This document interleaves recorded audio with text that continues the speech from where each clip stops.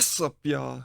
It's Zems, and welcome to another reaction video. Today we're going to react to the internet's darkest corners 4. This video is by Crowley, so if you guys haven't already, make sure you swoop down to the description box, click on that link, go watch this video in entirety, because I'm going to be pausing, stopping, and talking through the whole thing. If you guys are new to the channel, my name is Zims, and welcome to the crow's nest. Before we get started, as the screen says, flashing lights are shown in this video, so if you're going to be experiencing probably headaches, if you have epilepsy, just be aware of that. Also, this video is going to contain some content that may not be suitable for some viewers, so viewer discretion is advised. If this video is too much for you, then feel free to wait for my next upload. I have not forgotten about Rotten Mango. I have a long week ahead of me, so I'm going to try to post content, and if I can't, then obviously I know you guys understand, but it's not going to be as long, so I might pick short videos between like 20-minute time frame, maybe longer, depending on how much time I have. Just thought I'd update you guys on that. We are extremely close to 10,000 subscribers, man. I'm hyped. I hope you guys are excited as I am. But for now,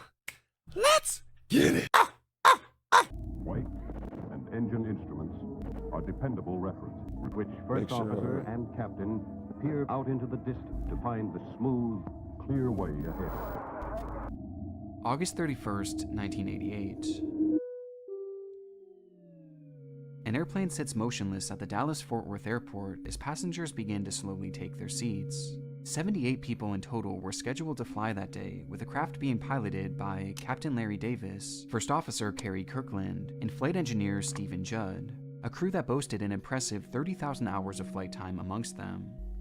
It was a notably windy day for the flight bound for Salt Lake City, Utah. So much so that by the time they had pulled away from the gate and reached the runway, a call was sent down to the cockpit directing them to hold their position for an additional minute, as the gusts now swelled more and more ferociously. The hold again left the craft stationary, allowing for a few moments in which the crew members spoke amongst themselves. We forgot something on our first leg today. We forgot to discuss about the dating habits of our flight attendants so we could get it on the recorder, you know, in case we crashed and the media would have some kind of a juicy Why would he say that? The voice you're hearing is that of First Officer Kerry Kirkland, who mentions a point that, in passing, seems completely out of the blue, that they should talk about the dating habits of their flight attendants, as it would give the media something to talk about in the event that they crashed. As bizarre as this line sounds, Kerry was actually referencing a separate incident that had happened not even a year before, with that being the crash of Flight 1713. A few seconds of indescribable terror on runway 35 left.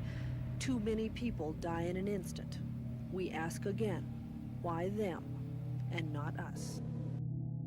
In that scenario, the pilots of the flight had also been awaiting takeoff, this time in the midst of a brutal blizzard. And rather than discussing their takeoff, they instead had conversations about the stewardesses on board, joking and laughing amongst themselves about the manner in which they dated around, with these pilots getting so lost in that conversation that they completely forgot to de-ice their plane.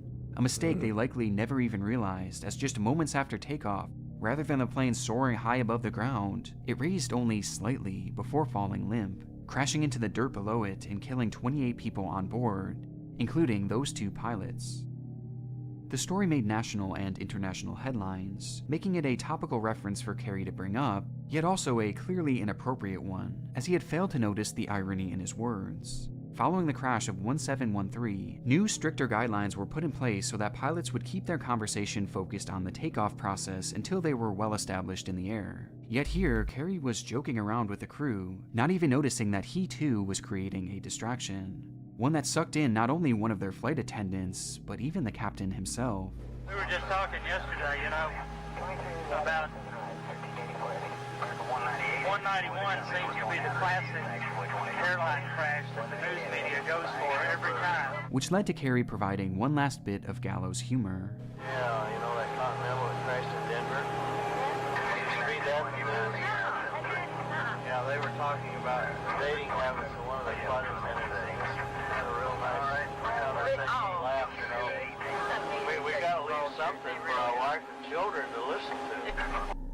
He was well aware of just how much the media loved a good plane crash segment, and unbeknownst to that distracted crew within the cockpit, they were about to give them a fresh story. Power set. Engine instruments look good. Airspeed's coming up both sides. VR, V2.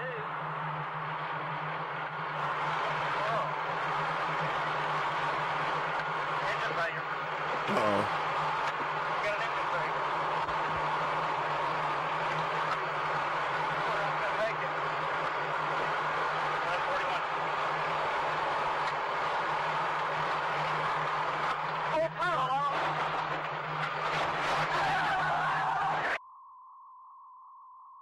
Damn.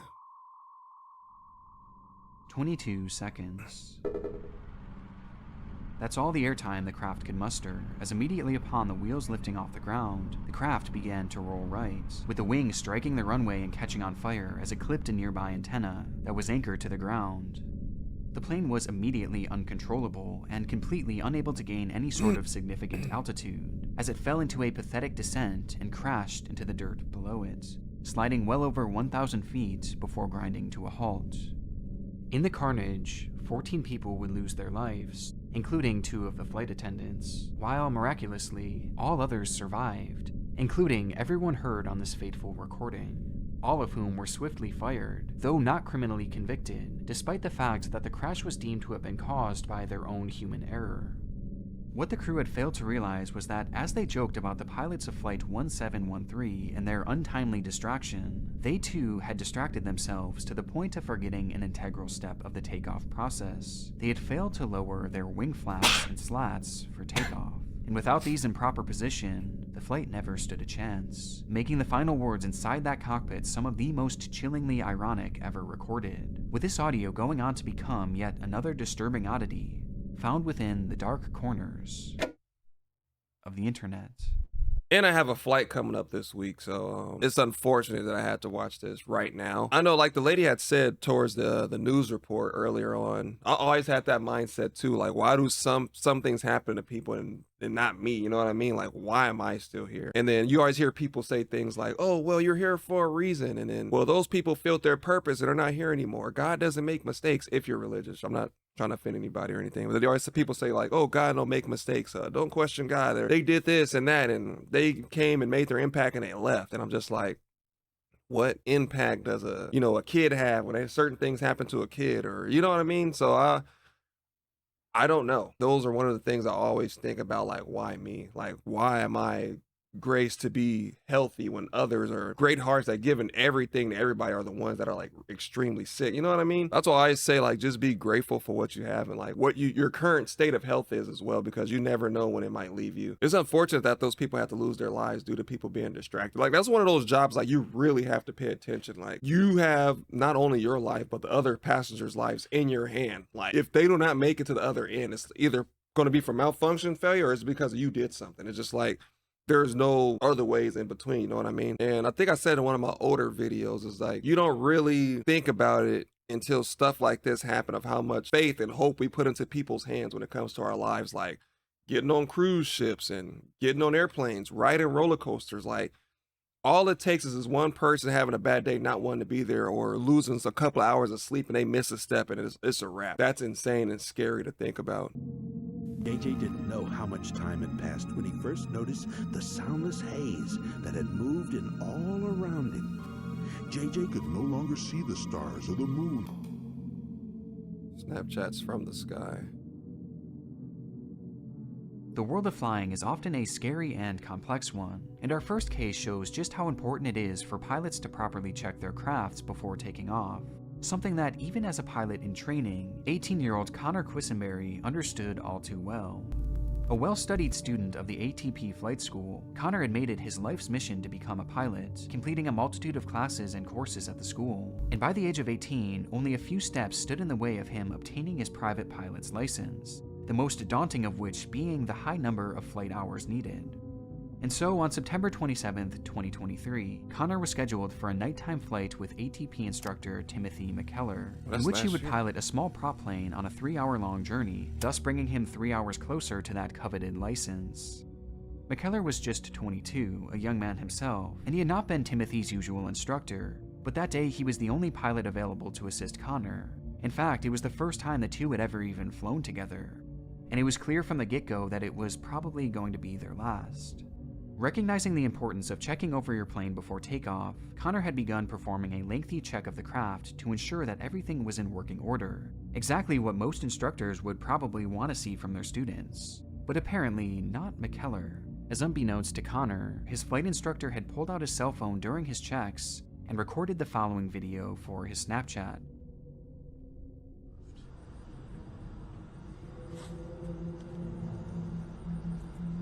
Wow. Me and this dude will not get along. Special Olympics. I don't even care how much flight experience. I don't care how much gun experience. I don't care how much driving experience your instructor have. Do your vehicle inspection. Do your flight inspection. Who cares about what the other person thinks? I don't care if you've seen faster at the Olympics. You want to take a break, bro? Stand on the side and have a cigarette. Like, you're not about to play up my life when I'm thousands of feet in the air. Dead ass. I don't care if you're a coach or whatever. If you have to stretch before you run, you make sure you stretch. Because when you pull your hamstring or tear something, it's going to be on you. The coach ain't going to care. All the other athletes are still going to perform. You're going to be in recovery when you could have just stretched. Like, nah, man. Do the necessary steps that you have to do in order to make it home safely to your wife, husband, mom, dad, whoever it is that you're coming home to. Do what you have to do to make it home. If you got to check your weapon 10,000 times, check it 10,000 times. Don't listen to what anybody else got to say about you when it comes to you making sure that you're doing everything that you're supposed to be doing. Cutting corners get you killed. The post was scathing, and despite the student pilot not doing anything out of the ordinary, McKellar seemed displeased at the speed at which Connor was operating, telling his friends on Snapchat how glad he was that Connor wasn't his full-time student, and that he'd seen faster movement at the Special Olympics. It was clear that McKellar wanted no part of this flight, and that the two could be in for a long, tense evening, with McKellar's passive-aggressive attitude only continuing on from here.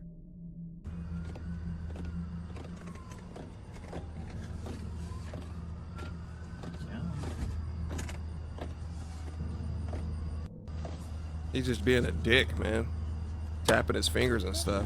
Like, bro, pick a different profession if you hate your job this much. Get mad at him because he's doing what he's supposed to do. The caption here sheds more light on why McKellar seemed so frustrated. As he typed, "I don't have to be up at 4:30 a.m. tomorrow or nothing. Let's take our sweet-ass time and have a conversation instead of getting this 3-hour flight done." But that frustration obviously can't excuse his comments or his demeanor, as in this scenario, he was the teacher, there to support and mentor Connor. Yet instead, he was lambasting him behind his back on social media, and making it apparent to the young student that he was being a burden, as he tapped his fingers obnoxiously on the plane. And these posts continued from here, as the next Snapchat shows that the two had finally made it inside the craft and had now taken off. Forrest Gump Jr., let me tell you, he is not the smartest. Wow.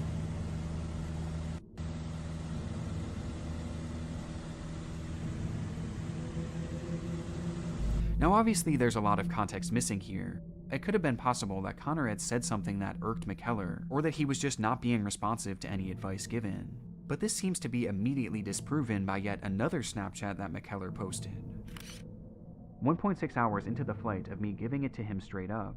Forrest, I don't mind you being hard on me, I know I need it. Me thinking to myself, did you really think I cared if you minded? But what I actually said is that we're flying planes, not driving cars. We can't have these weak areas this far in the game. The caption seemed to confirm that Connor was clearly trying to learn and get better, since after all, he was just a student and only 18 years old. But this didn't matter to McKellar, and unfortunately for Connor, this nightmare of a flight was about to get much, much worse.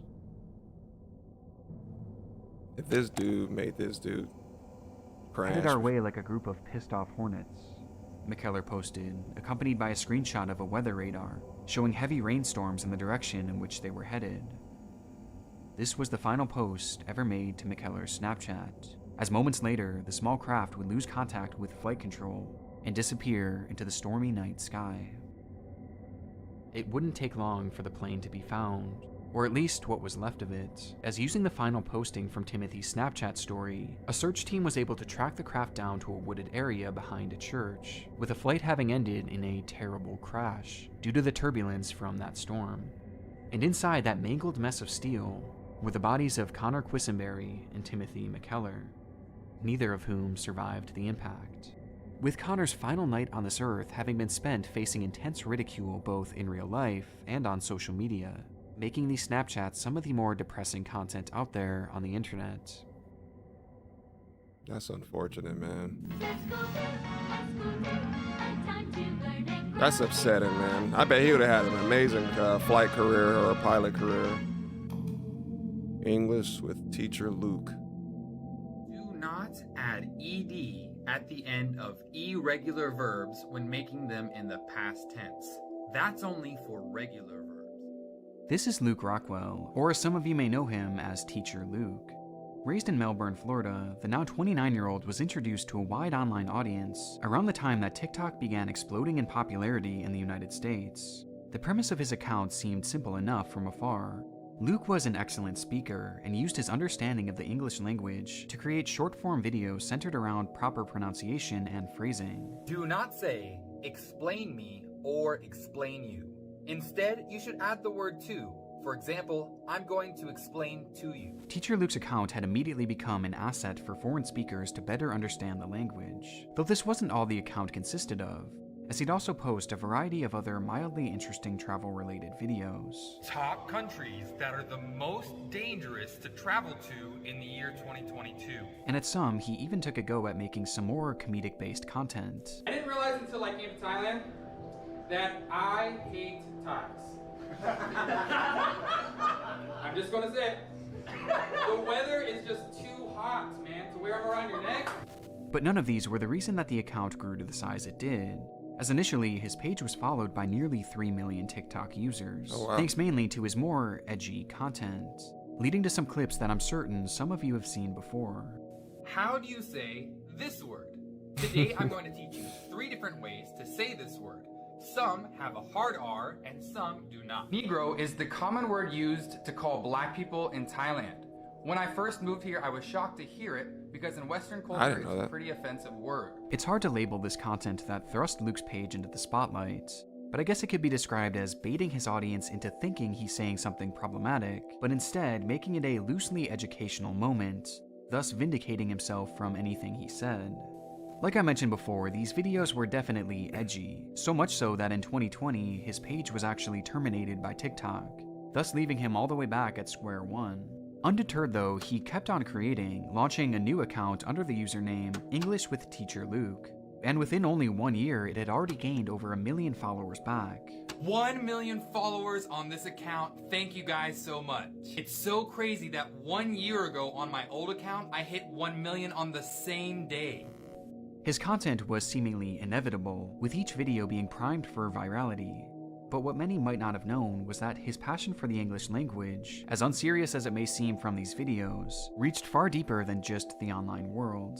In 2019, Luke packed his bags and moved all the way across the world to Thailand, where he would use his love of the language to get a job as an English teacher, working with students from K-12 while simultaneously having a flourishing career on TikTok. All factions of his life were thriving, and for a moment, it seemed everything in his world was going right. I'm curious what's going to go wrong. That's what I'm saying.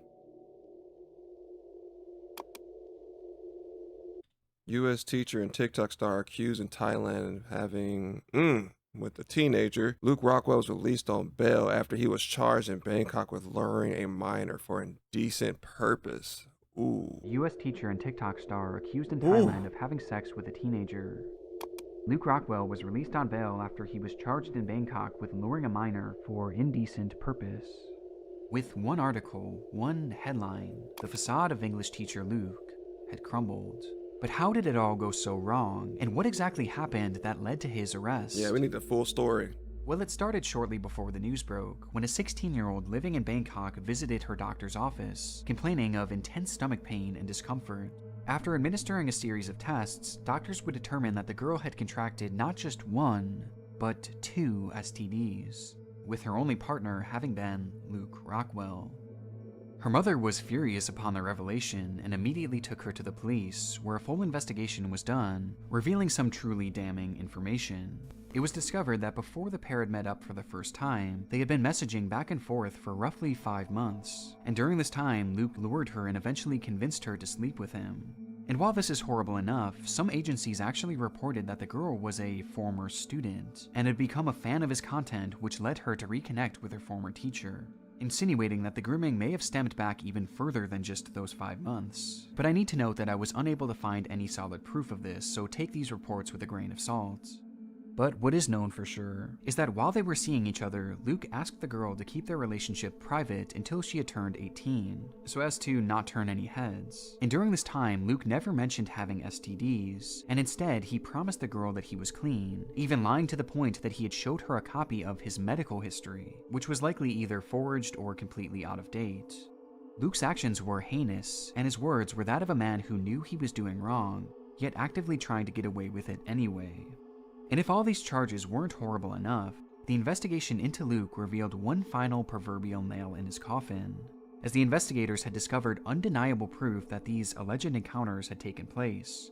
Proof that came in the form of video recordings that were all done without the victim's knowledge. Following the discovery, Luke was arrested and his TikTok page was removed once more. But despite the evidence for these charges lobbied against him, it appears that Luke isn't actually in prison, at least not yet, as after quickly making bail, some internet users claim that they've seen him around Bangkok, enjoying his life and acting as if nothing happened, even posting stories on what appears to be his secret private Instagram.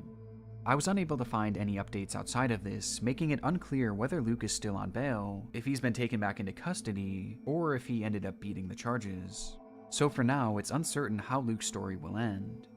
But it's still disheartening to know that his presence is still looming out there in the shadowy corners of the online world. That's why I be telling you guys, don't be on social media glorifying all these people, because you never know what they got going on in their background. Like Diddy, bro, everybody was on Diddy. I ain't gonna go into that whole case, but all that stuff that's coming up right now that was going against him, bro. I look at people, of course I have my actors and music people that I go to, you know what I'm saying, for certain things, but I don't be fanning out like some people be falling out and doing all that. And, oh, I love them, and be crying and stuff, all that. Like, I don't know. Maybe it's like a feeling that I can't understand. You know what I'm saying? Love what you love. You know, like what you like. You know, if you're a fanatic, you're a fanatic. Not knocking you or anything like that. But I just never could grasp how one could have a connection with someone that they've never met. But yeah, that's just me, man. And dudes walking around burning, bro, with STDs and not getting checked or anything like that. He tells them, oh, you know what I like? I don't like ties. You like something about him, bro. Walk around two STDs. Man, they use no protection, bro. He didn't have Allstate, Geico, USAA, Trojan, bro. He didn't have nothing, man. He walked in there, thing dangling out with nothing over it. No blanket, no sheet, tinfoil, sandwich wrap, nothing, man. You have to be careful who y'all lay in bed with, man, because people are not clean as you think they are. I found that out when I was in the military. I had a dog. I was a military working dog handler. So we would do health and welfares. So we'd go around, check people's rooms. Some of the prettiest women, some of the like goodest looking dudes, bro, dirty. Oh man, I'm talking dirty. Like it would make you think twice about if you one of those people that go out to the club and be kissing people. You better have your doctor's number on speed dial, bro, because you gotta have a bum. What story is this? Number 2, right? Or number 3? Lost track. The vanishing of Hu Xinyu? October 25th, 2022. The bell rings throughout the halls of the Jiuan Middle School in the Jiangxi province of China, marking the start of another class period. Jiuan was not your standard middle school. For starters, it was massive, stretching roughly 600 acres around, and it featured dorm rooms where the students would stay full-time, sometimes even being accompanied by their parents. And on top of this, the huge complex was guarded and enclosed by a large wall topped with barbed wire. It was certainly a unique place, to say the least, but as the nearly 3,000 students across the campus piled into their different classrooms, one student failed to take his seat. 15-year-old Hu Xinyu. The teacher waited 5 minutes, then 10 minutes, growing more and more annoyed at the boy's tardiness. However, this annoyance would slowly turn to worry, as by the time the class period had ended, there was still no sign of the boy, prompting an immediate campus-wide search, yet he was nowhere to be found. And most chillingly, there was no record of him leaving out of the school's guarded exit. Confused, staff checked the campus security footage, where they would find Hu walking out of his dormitory, heading in the direction of his class, which was located in a building no more than a few hundred feet away, yet he never made it there. Instead, the campus cameras revealed a blind spot of only 10 meters between his dorm room and that class building, a blind spot that no student and likely no faculty, aside from maybe a select few, could have known about. And yet, within that blind spot, Hu had vanished into thin air. In between these buildings was a path that led to a large park on the premises, in which many assumed Hu had probably slipped into. But when police checked the area with their tracking dogs, their search yielded nothing. So they took things a step further, this time doing a deeper search of the campus itself, even looking into septic tanks and water tanks, checking every square inch. But again, no trace of the boy was found. All they could uncover was his cell phone and other personal belongings that were left behind in his room, with the only object of his missing being a small recorder that he had purchased a few days before. It was believed that at the time of his disappearance, that recorder was literally the only item he had taken with him. Somehow, this young boy had disappeared within the tightly watched walls of his school, with there being no sign of him on campus and no evidence that he had ever left. Despite the fact that China, and this area in particular, is blanketed in cameras, seemingly watching every single inch. 119. But Hu was nowhere. It was as if the school had swallowed him whole.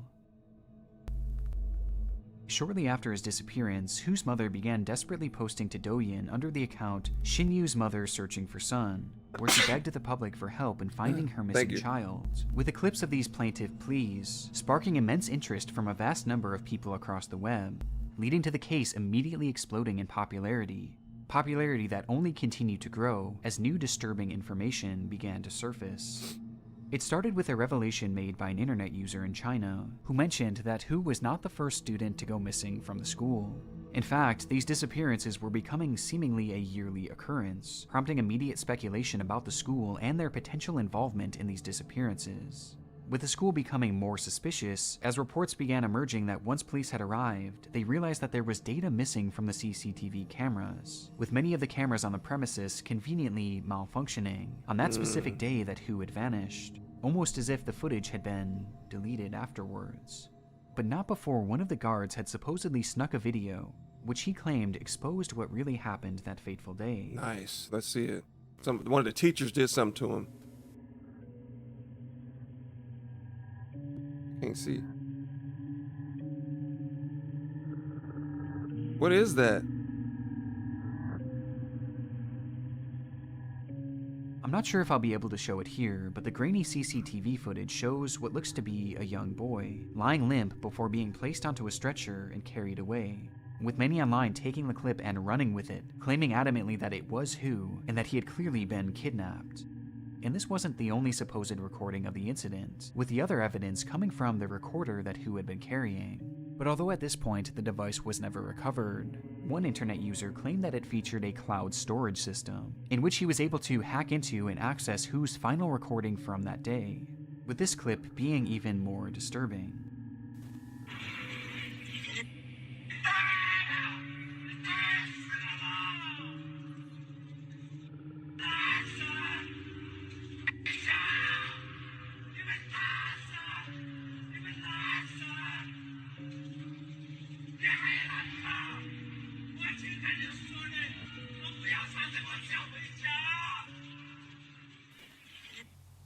That's scary, man. With all these claims and supposed evidence making their way across the internet, everything seemed to point to Hu's disappearance as being one massive conspiracy, one in which the school was not only working to cover up, but also seemed to actively play a role in. But why? What was so special about Hu that made him a target? Not even him, the other One ones account too. from a supposed student of the very same school stated that before the boy had vanished, the school held a mandatory health evaluation, where Hu's blood was drawn, revealing that his blood type was P. And if that doesn't sound like any sort of blood type you've heard before, it's because it's one of the rarest in the world, as in China, only about 12 out of 1 million people have it. Because of this, it was claimed that Hu had been killed in order for his organs to be harvested and used as a transplant for a local official who shared the same rare blood type. The story was compelling, and with the school's suspicious history of disappearances, people in the area began to protest at its gate, demanding to know what was going on, to which the principal and the staff lashed out in anger, acting crazed as if they had something to hide.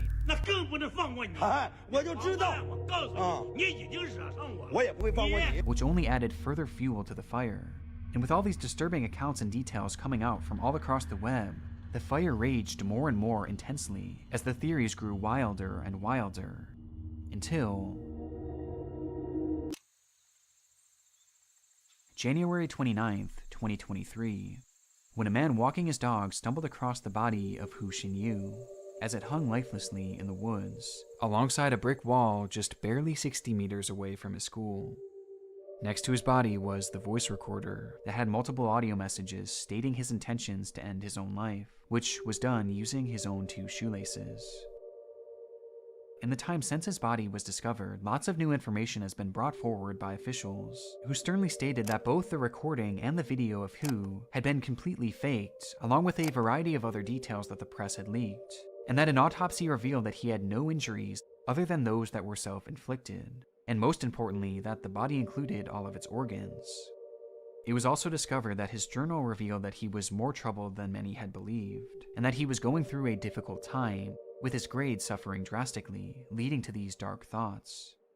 The whole case was honestly a mess, and especially the coverage during the height of its popularity, as it's now clear that people were simply making up stories and even evidence, which the media ran with without question, leaving us in a strange place where it's impossible to tell which stories and which details were actually real. That's what I'm saying. But to this day, the case still remains polarizing, with many continuing their suspicion of the school and their involvement, with the most common argument being that the school had been searched over and over and over again, and yet no one saw the body.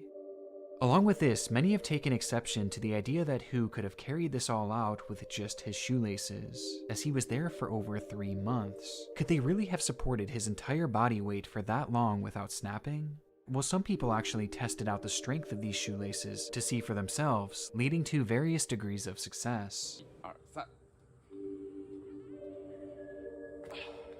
来，1、2、3。大家伙，咱们看一看啊。 Prompting the theory that Hu's body was somehow planted there afterwards, or that it wasn't even him. So despite this case technically being closed and the investigation now over, it's still very much alive here in the online world, where people continue to question what exactly happened to Hu Xinyu. I feel like it's one of those things where some of it is true and then most of it's a lie. But then again, I don't know.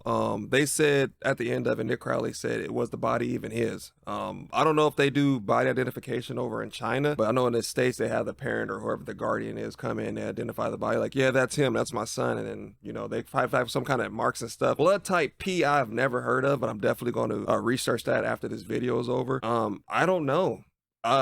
The school, they said this is not the first time someone has disappeared, and they went back and looked at footage, and there were sections of the footage that was missing. You know what I'm saying? If your cameras are running all day, every day, 24/7, great, you know, Monday through Friday, 365 days throughout the year, and then the day someone goes missing, there's footage missing in the camera, is like, you know what I mean? And then 60 meters from the school is really not that much. And you tell me they check septic tanks, they check lockers and all this other stuff, the ceiling and the woods, and no one's seen them. You know, but people say, oh, they got the voice recording of him and he's yelling and stuff like that. Somebody hacked into it and he said, you killed me, are you even human? I just want to go home. You know what I mean? They said they tried to take the type P and give it to another person that was in like a high position in politics and they needed it. I don't know. I don't know what's real, what's fake. You see nowadays that you can literally take AI and make a Drake song. You could take AI and make it sound like anybody you want it to, or you can literally paint the picture or make someone in the video do something that's not really them. So it's like technology. Is it possible? I think it's possible, but at the end of the day, I feel like it's left up to interpretation. I don't know what kind of shoelace it was. Some people's shoelaces snap, so it's like, I don't know. At the end of the day, it's kind of like, what do you believe happened? Let me know down in the comment section what you guys think. I can't really point fingers, but I can definitely tell you that something is going on. I think something is kind of like weird about that, but I feel like that's with anywhere in the world. If you do something that's not normal or it's unusual, that's like me, right? Say if one day someone's like trapped under a car or something like that, and someone's recording, oh my God, that car's on fire, and I go and in one big breath, I just go, and all the fire just extinguished. I guarantee you guys will never see me again. They're going to be like, how the hell did he blow out all those flames with one breath? Like, they're going to do all kind of studies. You guys will never see me again. So I feel like that's true. Super strength, anything like that, you're psychic or you do something that's not known, like kind of like back then with the witch trials. If you did something that was unfamiliar to, you know, to reality or to like the human species, bro, it's a wrap. Like, they're going to intercept you and they're going to run tests on you 100%. Let's take a look at Dewey's Rules of Water Safety. Now, if you ever find yourself in trouble in the water, relax. If there's an emergency, go to the nearest telephone and dial 911. You got it? Good. Is 911 universal? Probably not, right? I don't think so. It was a freak occurrence. 47-year-old Deborah Stevens was making her way through her typical route delivering newspapers when suddenly the skies opened up, dropping down a historic flood on Fort Smith, Arkansas. But knowing she had a job to do... Oh my God, I'm glad he just said Arkansas. Hear me out, right? If was I the only one that thought about this, right? So you look at Kansas, right? You pronounce Kansas, Kansas. But for some reason, when you put AR in front of it, it turns into Arkansas. When I was a kid, right, I was like literally freaking out because I said Arkansas. And my teacher was like, no, it's Arkansas. And I was like, no, it's Arkansas. And I told her like, what is this? And she was like, Kansas. And I was like, okay. So you put an AR in front of it, so what is it now? She's like, it's Arkansas. I'm like, what? So wouldn't Kansas just be Kansas then? I don't know. That's just me. I might sound stupid. Maybe some of you guys thought of the same thing. It's kind of like Colonel. When I first spelled Colonel, it was like Kernel, and they were like, it's wrong. I'm like, well, how you spell it? And it's like Colonel. It has no R in it, but you pronounce it like Colonel. That's why I feel like so many people have a hard time learning English, because it's just like, it's weird. Like comb, and then you pronounce bomb, but you can't say, it wouldn't be calm. You know, I don't know. It's just, a lot of these words be throwing me off, man. Deborah pushed on, dodging closed and flooded roads in an attempt to get to her usual paper routes. A risky decision that proved costly, as upon attempting to take a new path behind a set of apartment buildings, Deborah's car would be swept up into the floodwaters, pinning her vehicle against a set of trees. And in a panic, she calls the police. 911, where's your emergency? I have an emergency, a severe emergency. I'm in a flooding. My car veered off the road while I was doing my newspapers, and I'm flooded over here on the end of Kincaid, and it's all the way up to my windows, and I can't get out, and I'm scared to death, ma'am. I think I've seen this one. Really bad. I need you to calm down. I need you to tell me where you are. Upon establishing contact with 911 operator Donna Renew, the two began their work trying to determine where exactly she had been trapped, as this area was completely unfamiliar to Deborah. I don't know, ma'am. I'm on the end of Kincaid down here by these apartments. There's some apartments on Kincaid. I don't know what they're called. What color is your vehicle? Yeah, dark. It's gray SUV, lady. The water's all the way up to my windows. Okay, hold on for me. Don't hang up. And you're at close to the area of 5801 Kincaid? Yes, ma'am. I need help right now. The urgency of the situation is clear just by hearing Deborah's voice, as she pleads with the operator to send someone out to her as soon as possible, recognizing that the water was likely going to consume her in the following minutes, leading to Deborah growing more and more panicked. Please, somebody fast to get me. I'm scared. Okay, listen, I can't swim. I can't swim. I'm gonna drown. You're not gonna drown. Just calm down. Well, ma'am, it's all the way up to my chest. Okay, please, I understand. Hold on for me. I'm scared. I'm sorry. It's fine to be scared. You have a right to be scared. I'm scared. Oh yeah, I have heard this. I remember this is where this fairly normal 911 call begins to take a strange turn, as Deborah's urgency was not reciprocated by the operator, who began to not only dismiss Deborah's worries, but seemingly become annoyed at the trapped woman. Somebody save me.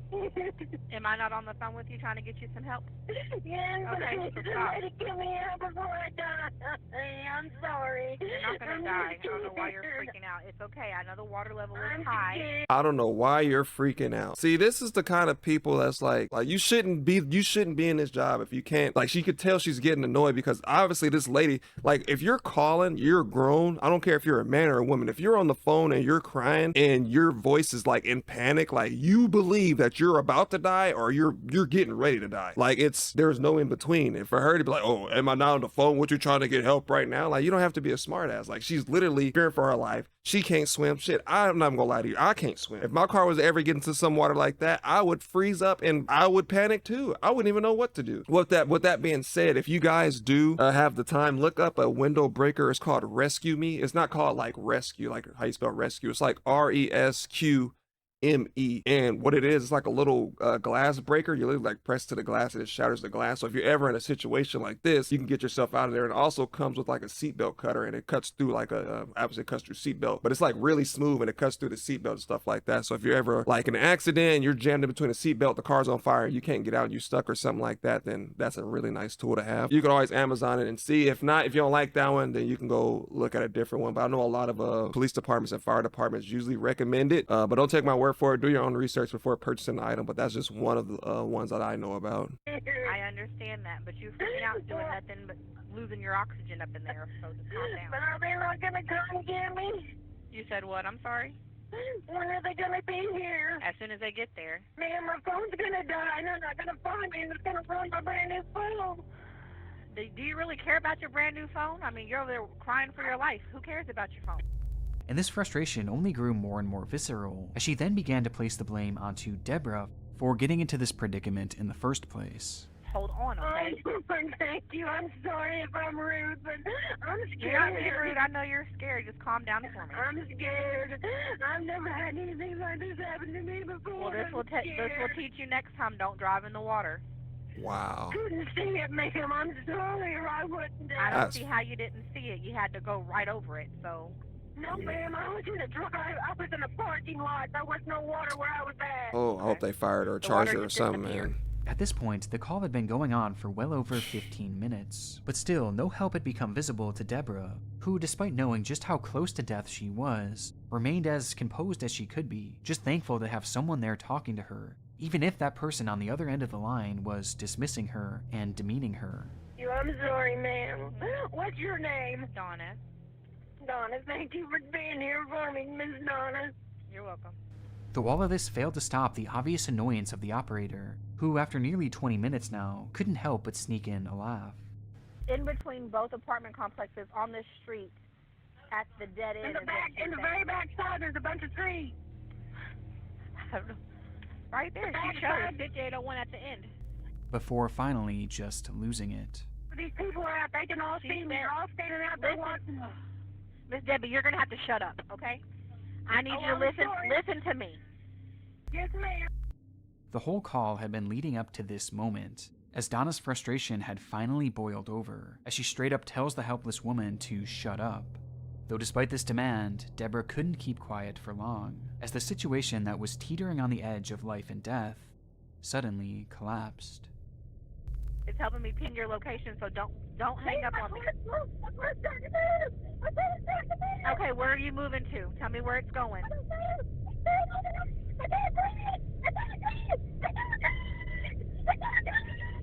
Okay, tell me where you are.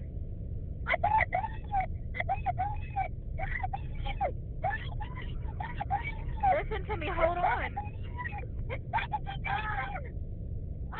I'm on the phone with her right now. She is legit freaking out. She said the vehicle is now moving in the water and she doesn't know which way it's going, so stand by. Okay, stop. Bye. Bye.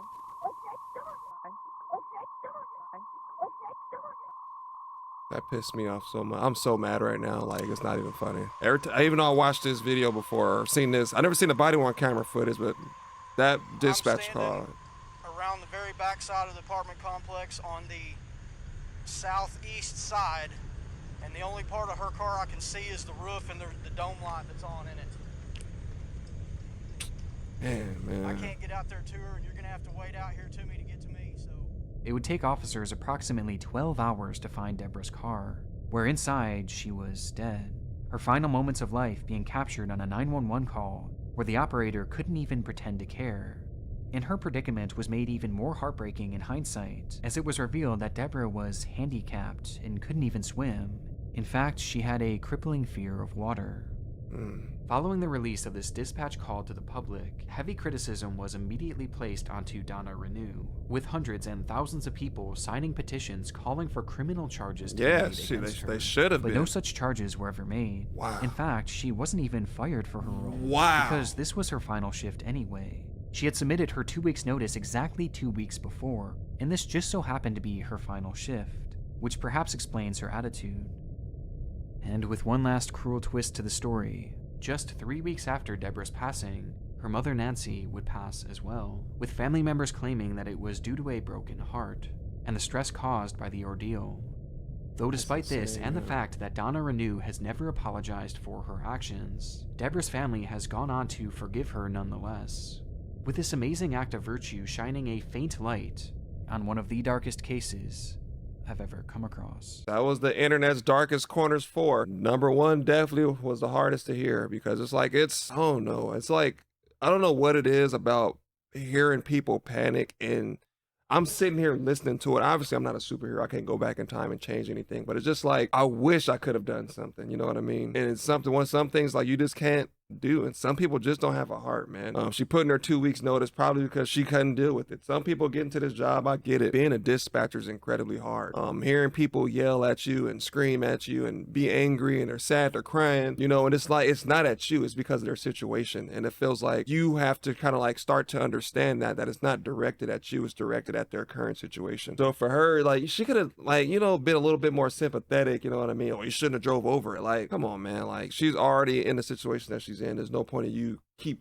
trying to bury her deeper than she already is. The fact that, I mean, she didn't get charged with anything and no one really did anything about it is just like crazy. But at the end of the day, if the family forgave her, there's no need for me to be angry. I mean, I'm disappointed. Hopefully they throw in some more training for the dispatchers that are still there or currently there, or even dispatchers in other police departments on how to deal with certain cases like this. Obviously there's a flood, so you have to take into consideration how long it would take other officers and other rescue units, fire departments and stuff like that to get gear and stuff set into place so they can go and rescue her in her current position. So just take into consideration that, so they can't just appear in, you know, 20 minutes. Okay, we're going to save you. You know, do they need a helicopter? Do they need some kind of cable to pull her out? How far into the water is she? Can you see the vehicle? How strong is the water? Is the water pulling towards or from the direction that you're trying to save her from? So this, all these other factors that go into it. So don't just think that they can just arrive and just save her automatically. So it would have took some time. It's just unfortunate that they didn't have much time to go on. So even when they did get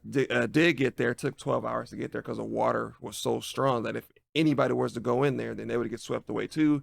Then you'll be having more casualties than you are than saving people. So hopefully that makes sense, man. This video is by Nick Crowley, so if you guys enjoy, man, hit that like button, hit that subscribe button. I forgot who told me to react to this channel, but it was pretty good. I look forward to reacting to some more content on Nick Crowley's channel if it doesn't get blocked. I don't know if it's going to get blocked or not, but the videos are extremely good. But again, if you guys haven't already, make sure you swoop down in the description box, click on the link and watch this video in entirety, because I was pausing, stopping, and talking through the whole thing. If you guys are new to the channel, my name is Zems, and welcome to the Crow's Nest. Again, let me know your opinions down in the comment section about Hu Xinyu and the dispatcher call, and I think the other one regarding the plane, because I did like a little speech in the beginning. I hope I didn't offend anybody. If I did, let me know down in the comment section, and I'll try again to clarify it the best of my ability, so you don't think that I'm being mean or hurtful or anything like that, because that's never my intentions. But again, thank you guys for watching, and I'll see you guys next time.